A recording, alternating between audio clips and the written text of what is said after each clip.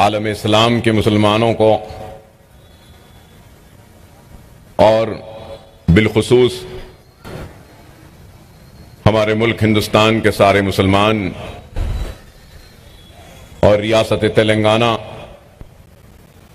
و حیدرآباد کے مسلمانوں کو عید کی مبارکباد پیش کرتا ہوں، اور عید کی مبارکباد کے ساتھ ساتھ سارے عالم اسلام کے ان حاجیوں نے جنہوں نے اس سال حج کی سعادت حاصل ہوئی ہے، جن کو ان سارے عالم اسلام و ہندوستان و تلنگانہ و شہر حیدرآباد کے حاجیوں کو حج کی مبارکباد پیش کرتا ہوں، اور قربانی کی یا عید جو ہم منائے ہیں، اس کا درس، اس کا پیغام کیا ہے؟ اس کا درس یہی ہے کہ اطاعت، ایثار و قربانی، حکم الہی کو ماننا اور اپنے لخت جگر کے گلے پر چھری پھیرانا، اللہ کا حکم بجا لانا۔ ہم قربانی تو دیتے ہیں اور عید بھی مناتے ہیں، عید کے خوشیوں کے ساتھ ساتھ ہم کو اطاعت الہی اور ایثار و قربانی کے جذبے کو اپنی روزمرہ کی زندگی میں شامل کرنا ضروری ہے۔ صرف قربانی ادا کرنا ہی عید منانے کے لیے کافی نہیں، بلکہ اس درس کو سمجھنا ہوگا، اس درس کو اپنے زندگی کا حصہ بنانا ہوگا، اور جب تک اطاعت، ایثار و قربانی کا جذبہ اور وہ درس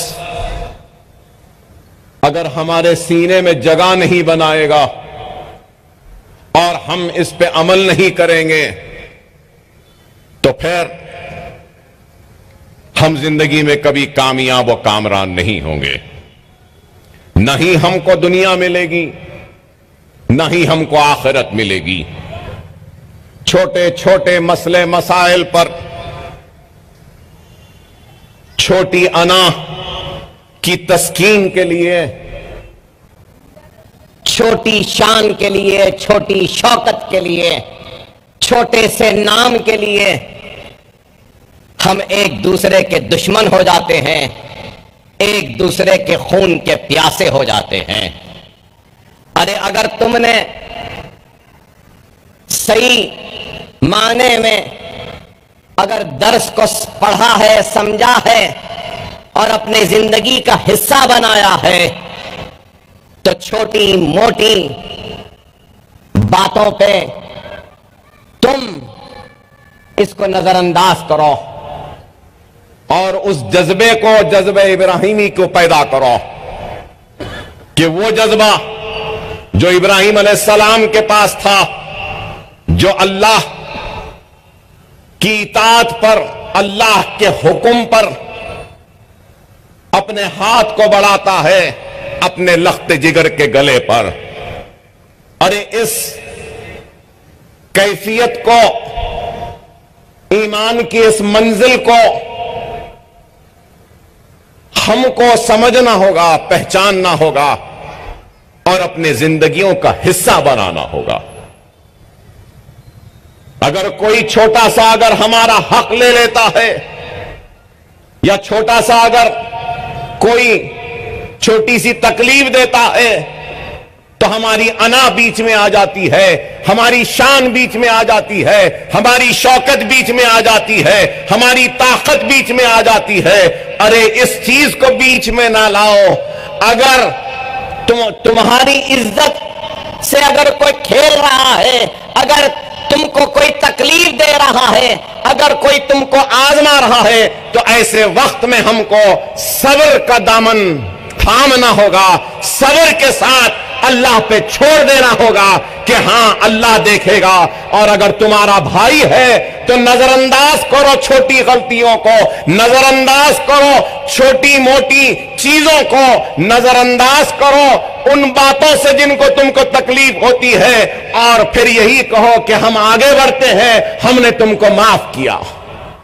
لیکن آج ہم دیکھتے ہیں کہ چھوٹی چھوٹی باتوں کے لیے ایک دوسرے کا قتل ہو رہا ہے، چھوٹے زمین کے ٹکڑے کے لیے ہم دستے گریباں ہو رہے ہیں اپنوں سے۔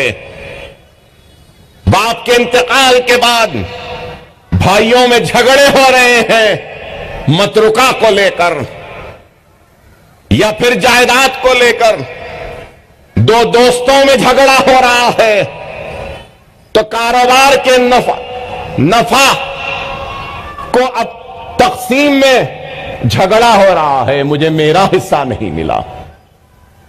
اور چھوٹی چھوٹی باتیں کو لے کر آج ہم ایک دوسرے کے خون کے پیاسے ہیں یا پھر ایک دوسرے کے دستے گریباں ہیں۔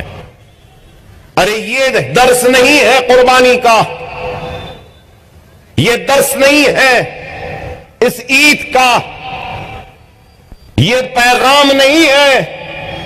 ارے اپنے خوشیوں کی قربانی دو، اپنے نفس کی قربانی دو، اپنے خواہش کی قربانی دو، اپنی انا کی قربانی دو، اللہ کی رضا کے لیے اپنی اولاد اور اپنی جان کی قربانی دے دو۔ یہ اصل معنی میں قربانی ہے، یہ اصل معنی میں یہ درس ہے، اصل معنی میں اللہ کی اطاعت ہے، اصل معنی میں یہ ایثار و قربانی کا۔ آج ہم عید مناتے ہیں، جشن مناتے ہیں تو یہ اصل ہوگا۔ آج دنیا میں مسلمان سب سے پچھڑا ہوا ہے، سب سے پیچھے ہے، اور بار بار صرف یہی پکار لگاتا ہے، یہی چیخ لگاتا ہے کہ میرے ساتھ ناانصافی ہوئی، میرے ساتھ حق تلفی ہوئی، مجھے میرا حق نہیں دیا گیا، مجھے انصاف نہیں دیا گیا، مجھے پیچھے ڈھکیلا گیا۔ بے شک ان باتوں سے میں انکار نہیں کرتا، ہاں پچھڑے ہوئے ہیں، پیچھے ہیں، ڈھکیل دیا گیا، لیکن ہم کو سب سے پہلے اپنے گریبان میں جھانک کر دیکھنا ہے کہ اللہ نے جب تم کو کوئی موقع دیا تو تم نے اس موقع کا کتنا فائدہ اٹھایا۔ مجلس اتحاد المسلمین حکومتوں سے لڑتی ہے، جھگڑتی ہے اپنے حق کے لیے، انصاف کے لیے، مسلمانوں کی پسماندگی کو دور کرنے کے لیے ایوانوں میں آواز کو بلند کرتی ہے، اقتدار سے ڈرتی نہیں، گھبراتی نہیں، نہ جیلوں سے گھبرائی نہ ڈری ہے، نہ وقت کے حکمرانوں سے گھبرائی ہے، مجلس ڈٹ کر کھڑے رہتی ہے اپنے موقف پر۔ اور ہمارا موقف کیا ہے؟ ہمارا موقف اپنے حق کا ہے، ہمارا موقف انصاف کا ہے، ہمارا موقف ہے تو ہم کو دوسرے درجے کا شہری نہیں بلکہ ہم بھی اول درجے کے شہری ہیں۔ ایک طرف اگر وہ لڑائی ہے تو دوسری طرف مجلس اتحاد المسلمین اپنے بلبوتے پہ جو ہو سکتا ہے وہ بھی کرتی ہے۔ اور دارالسلام کہ یہ بلند عمارتیں اس بات کی گواہی دے رہی ہیں کہ ہم نے وقت کے حکمرانوں کا انتظار نہیں کیا، ہمارے لیے عمارتیں بنانے کا، ہم نے وقت کے حکمرانوں کا انتظار نہیں کیا کہ ہماری تعلیمی پسماندگی کو دور کریں.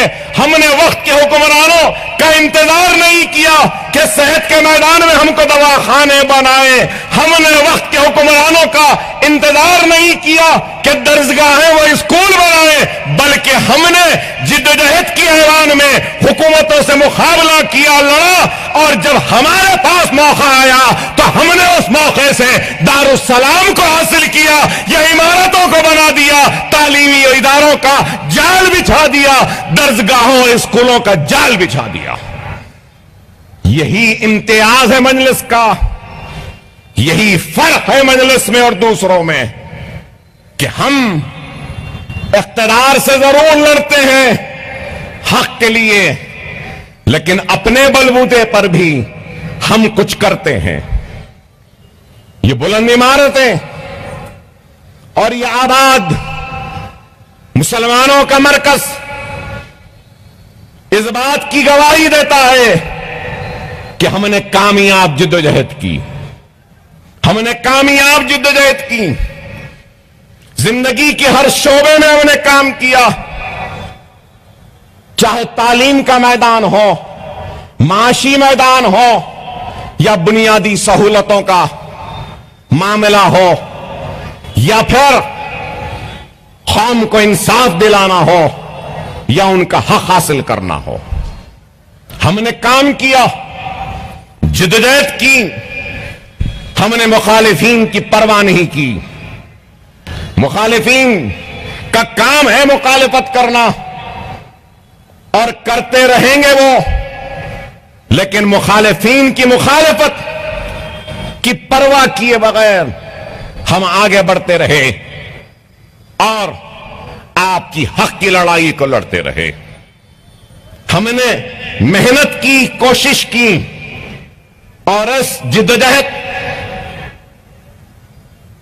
اور اس مصائب و مشکلات کے سفر میں جیل بھی جانا پڑا، پولیس کی لاٹھیاں بھی کھانی پڑی، اپنے سینوں پر گولیاں بھی کھانی پڑی، تو لیکن ہم نے کبھی حق کی لڑائی کے لیے حکومتوں کے سامنے اپنے گھٹنوں کو نہیں ٹیکا.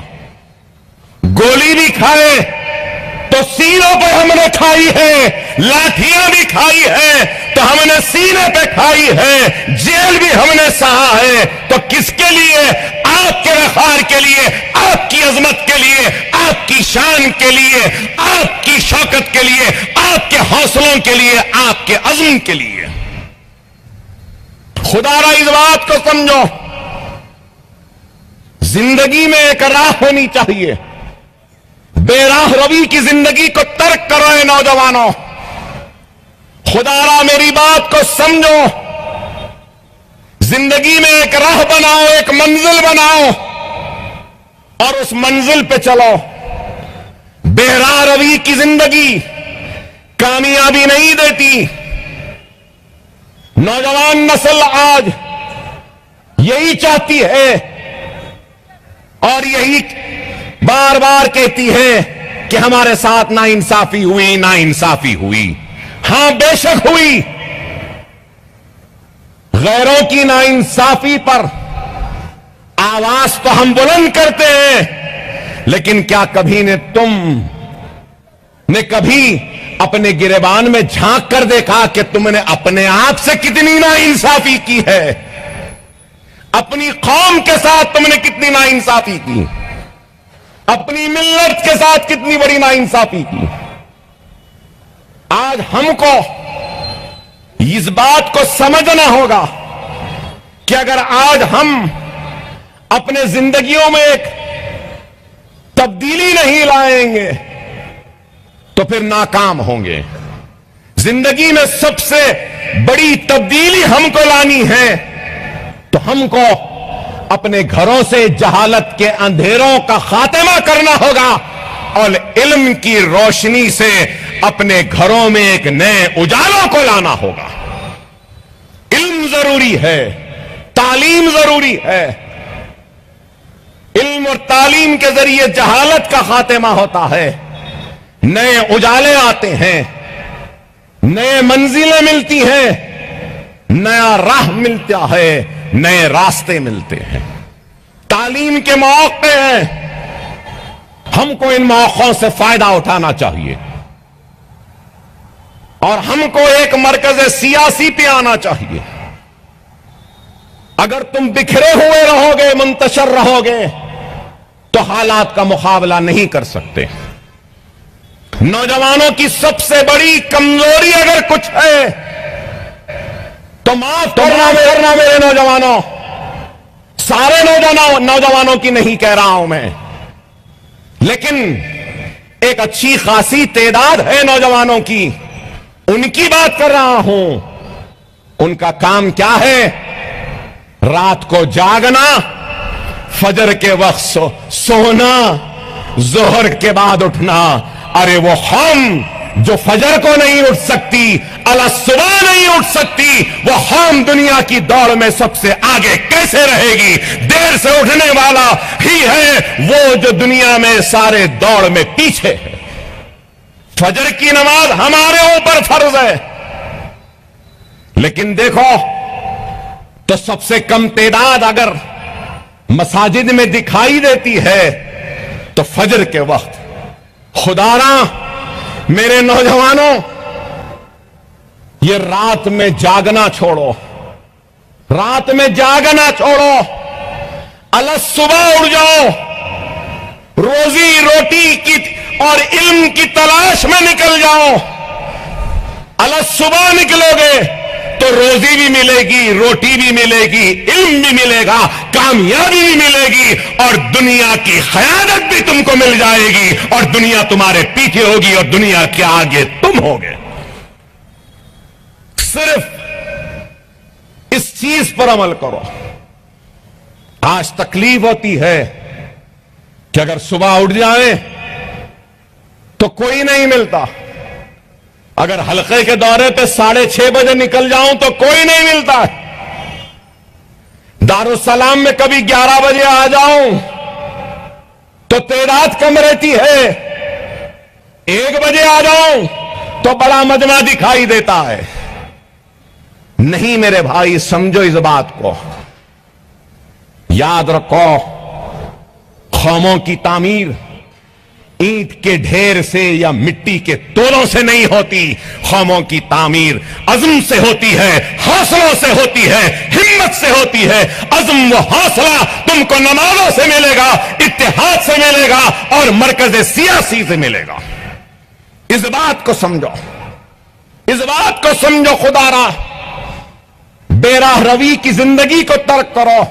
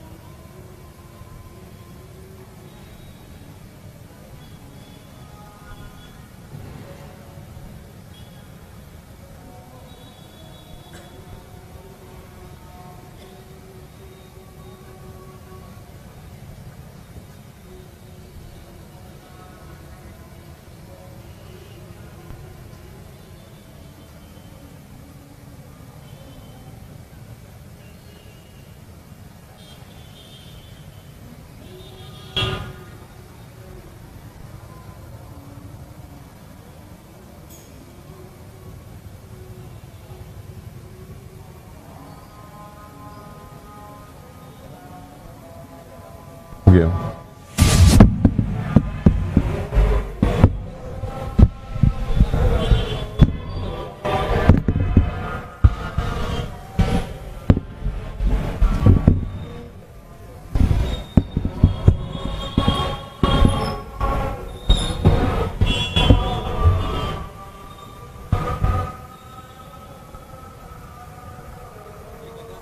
ایک اذان جی.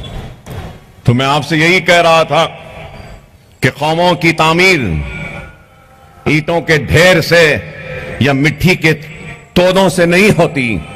قوموں کی تعمیر عزم سے ہوتی ہے, حوصلوں سے ہوتی ہے, ایمان سے ہوتی ہے, اتحاد سے ہوتی ہے. اور آج ہم کو اپنے عزم و ارادے و حوصلوں کو کمزور ہونے نہیں دینا ہے. اگر کوئی یہ سمجھ رہے ہیں کہ اپنے 9 سالہ اقتدار میں انہوں نے ہمارے حوصلوں کو کمزور کرنے میں کامیابی حاصل کی تو وہ احمق ہے. 9 سال کیا 90 سال بھی اگر تمہاری حکومت رہے گی تو ہمارے حوصلوں میں کمی نہیں آئے گی, ہمارے عزم میں کمی نہیں آئے گی, ہمارے ایمان میں کمزوری نہیں آئے گی, ہمارے ہمتوں میں کمزوری نہیں آئے گی. یہ قوم وہ قوم ہے جو کسی کے مٹانے سے نہیں مٹتی. یہ قوم وہ ہے اگر کوئی مٹانے کی کوشش کرتا ہے تو ہم ایک نئے عزم کے ساتھ, نئے حوصلے کے ساتھ, نئے ارادوں کے ساتھ اٹھتے ہیں. اور یہ دارالسلام اور یہ عمارت انہی حوصلوں, اسی عزم, اسی ہمت اور اسی ایمان کی نشانی ہے کہ ہمارا حوصلہ نہ کبھی کم ہوا نہ کبھی کمزور ہوا. یاد رکھو دشمن کی کوشش یہی ہے کہ اپنے منصوبوں, اپنی سازش اور اپنے ظلم کے ذریعے ہمارے عزم کو کمزور کر دے. دشمن کی یہی خواہش ہے کہ وہ ظلم کے ذریعے ہمارے حوصلوں کو کمزور کر دے. دشمن کی یہی منصوبہ ہے کہ وہ اپنے اقتدار کی طاقت کے ذریعے ہمارے ایمان کو کمزور کر دے. تو آج آپ کا, ہمارا ایمانی تقاضا ہے کہ ہم اپنے دشمنوں کو ان کے مقاصد میں کامیاب ہونے نہ دیں.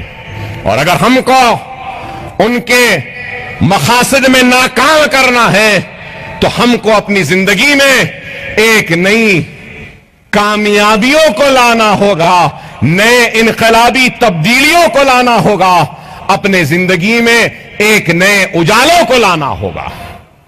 اور وہ کیا ہے, میں آپ سے صرف 2-4 باتیں کہوں گا. وہ کیا ہے؟ ایک تو سب سے بڑا کام یہ ہے کہ نماز کے پابند بن جاؤ. دوسرا, سنت رسول اللہ پہ عمل کرو. تیسرا, قرآن کی تلاوت کرو. چوتھا, شریعت پہ عمل کرو. پانچواں, ماں باپ کی اطاعت کرو.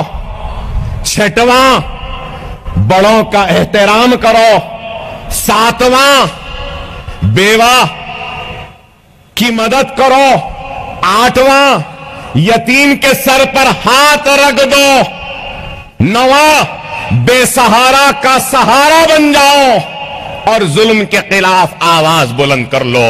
یہی کافی ہے تم کو دنیا حاصل کرنے کے لیے.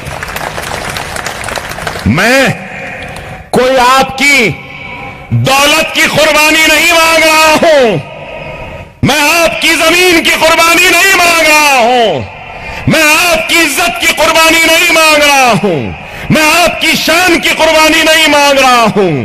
میں یہاں کھڑے ہو کر اگر کچھ مانگ رہا ہوں تو صرف یہی مانگ رہا ہوں, اے بے نمازی نمازی بن جا, اے بے نمازی نمازی بن جا, اے قرآن سے دور رہنے والے قرآن کو خرید کر لے, اے مسجد سے دور رہنے والے مسجد کے قریب پہنچ جا, یتیموں کی پرواہ نہیں کرنے والے یتیم کے سر پر ہاتھ رکھ دے, بیواؤں کی مدد کر, مظلوموں کی مدد کر, غریبوں کا سہارا بن, بے سہاروں کا سہارا بن جا.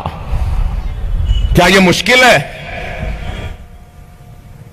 ارے مشکل کام تو وہ ہوتا ہوا ہوگا اور ہے بھی کہوں گا کہ ایک باپ کو اپنے لخت جگر کے گلے پر چھری چلانا، لیکن اللہ کی اطاعت، ایثار و قربانی کے حکم ہوا تو تعمیر کی۔ ارے یہی ہے حج، کیا عالم ہے کہ عرفات کا میدان ہے، سفید روئی کے پہاڑ کے مانند بس دعائیں ہو رہی ہیں۔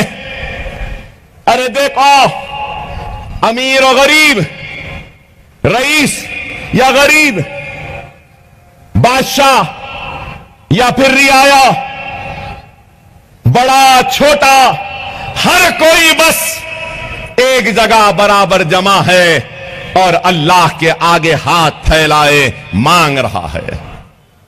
اتحاد ہے، مرکز ہے۔ ارے سمجھو، اس درس کو سمجھو، اس پیغام کو سمجھو۔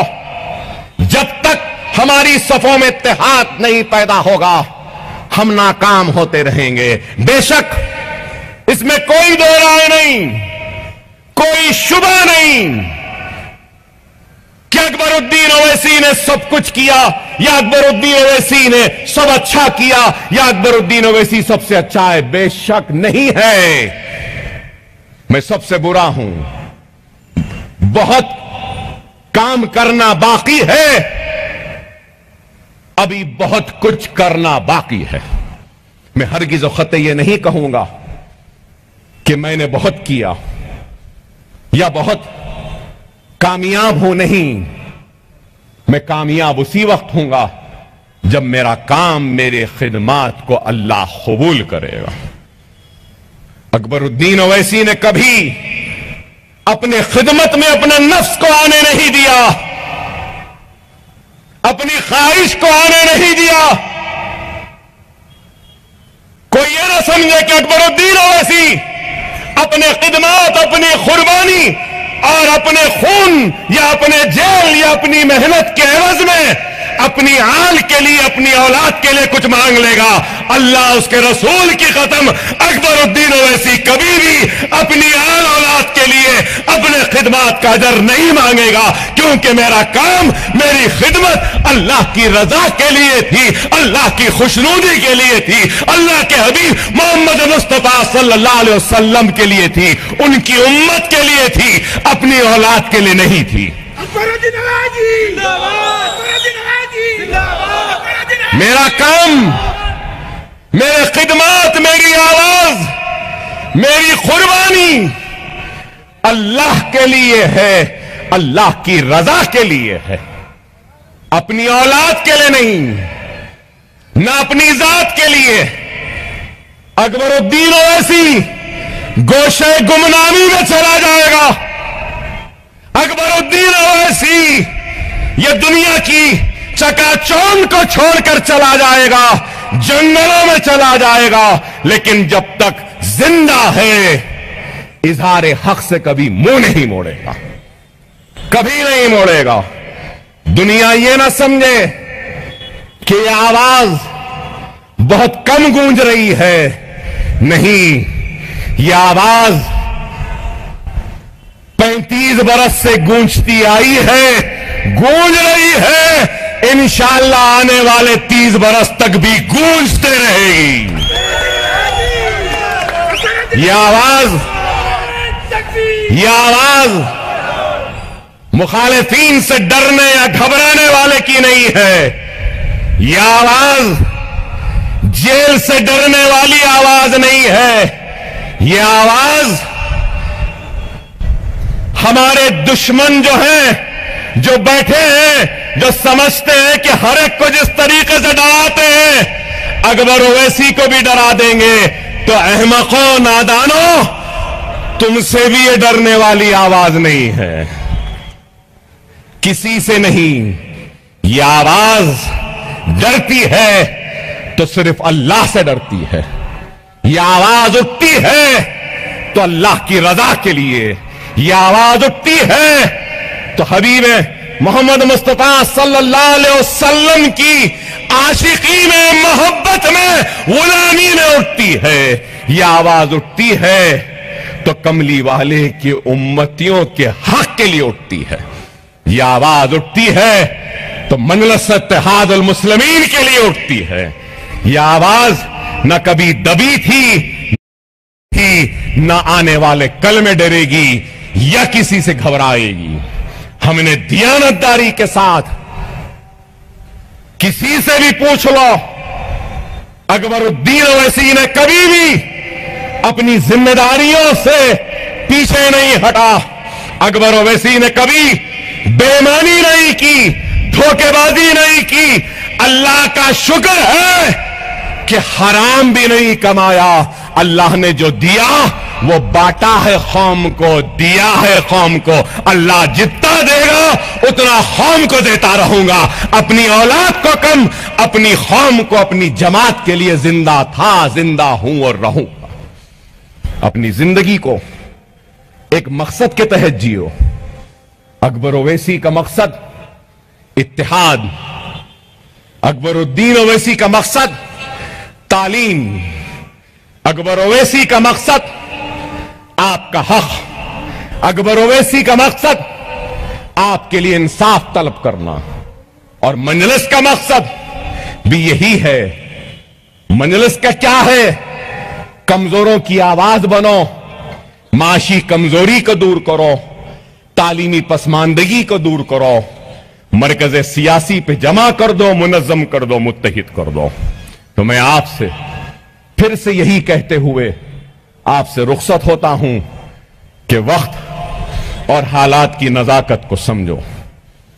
میں عید کے موقع پر کوئی سیاسی تقریر کرنا نہیں چاہتا، مگر یہی کہوں گا، حالات آپ کے سامنے ہیں، مظالم آپ کے سامنے ہیں، ظالم آپ کے سامنے ہیں، اور حالات ظالم کا مقابلہ اگر کرنا ہے تو ہم کو اپنے صفوں میں پہلے سے زیادہ اتحاد کو پیدا کرنا ہوگا۔ اگر ہم اتحاد پیدا نہیں کریں گے تو پھر ہم ناکام ہوں گے، ہم کامیاب نہیں ہوں گے۔ میں پھر سے اپنی جانب سے آپ تمام کو عید کی مبارکبادی پیش کرتا ہوں، اور صدر محترم نقیب ملت بیرسٹر اسد الدین اویسی صاحب، معزز رکن پارلیمنٹ و صدر کل ہند مجلس اتحاد المسلمین کی جانب سے سارے عالم اسلام و ہندوستان کے مسلمان، بالخصوص تلنگانہ و حیدرآباد کے مسلمانوں کو عید کی مبارکبادی پیش کرتا ہوں، اور امید کرتا ہوں کہ ہم اس عید قربانی کے درس کو نہ صرف سمجھیں گے بلکہ اپنی زندگیوں میں اس کو شامل کر لیں گے۔ ہم اس درس کو نہ صرف اپنی زندگیوں میں شامل کریں گے قربانی کے، بلکہ ہم اطاعت حکم الہی پر عمل کریں گے اور ایثار و قربانی کا جذبہ اپنے سینوں میں پیش کریں گے۔ اور یہاں سے نکل کر طے کر لو، جلسے کی کامیابی یہی ہے کہ ایک پیغام ہو، طے کر لو کہ ہم آپسی جھگڑوں میں نہیں جائیں گے، ایک دوسرے کے خون کے پیاسے نہیں ہوں گے، منظم رہیں گے، متحد رہیں گے۔ وآخر الدعوانا الحمدللہ رب العالمین۔